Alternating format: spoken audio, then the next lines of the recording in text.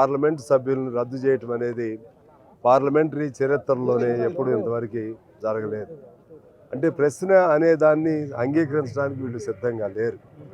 అంతకుముందు రాహుల్ గాంధీ గారిని ఆయన పార్లమెంట్ పదవి నుంచే పార్లమెంట్ సభ్యునిగానే వీళ్ళు తొలగించారు.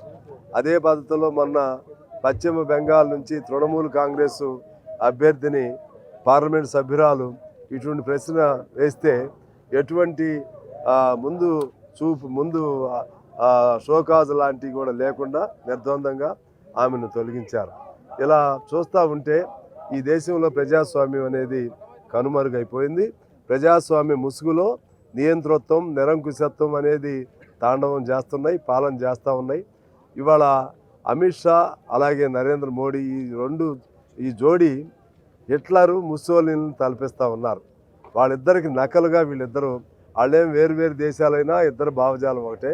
వీరు ఇక్కడ ఉండి అటువంటి కేవలం ఆ హిట్లరు అనుసరించినటువంటి జాత్యహంకారం, ముస్సోలిని అనుసరిస్తున్న జాత్యహంకారం వీటి మీద పెట్టుకుని ఆ విధంగా ప్రశ్నిస్తున్నటువంటి వాళ్ళందరినీ ఇలా గొంతు నులవటం అనేది చాలా అన్యాయంగా ఉంది.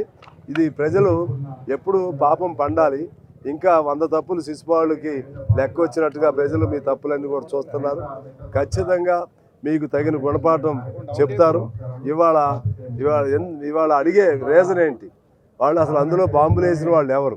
అది తెలుసుకునే హక్కు ఈ దేశ ప్రజలకు ఉంది. దేశానికి సంబంధించినటువంటి అది దేవాలయం లాంటిది పార్లమెంటు. దేశ భవిష్యత్తు, భద్రత, శ్రేయస్సు, దేశ ప్రజల అభివృద్ధి మొత్తం సర్వం రంగరించి పోసినటువంటి సంస్థ అది. ఆ సంస్థ మీద దాడి చేస్తే కూడా, దాన్ని ఎందుకు జరిగిందని ప్రశ్నిస్తే కూడా మీరు తట్టుకోలేకపోతున్నారంటే మీరే కావాలని కుట్రగా చేపించారేమో అని అర్థమవుతుంది. మీరు చేపించారా, లేకపోతే మీకు వ్యతిరేకంగా వాళ్ళు ఎవరైనా బాంబు వేశారా? అవన్నీ బయటికి రావాలి.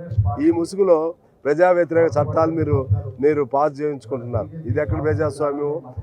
ప్రతిపక్ష సభ్యులు లేకుండా మీ పద్ధతులు మీరు చేయటం అనే దాన్ని మేము కమ్యూనిస్టులుగా దాన్ని ఖండిస్తున్నాం. దేశవ్యాప్తంగా ఇవాళ ఇటువంటి నియంతృత్వ, నిరంకుశ, అరాచక పరిపాలనకు వ్యతిరేకంగా, హిట్లర్ లాంటి ఫాసిస్ట్ పరిపాలనకు వ్యతిరేకంగా మా గొంతు వినిపిస్తూనే ఉంటాం.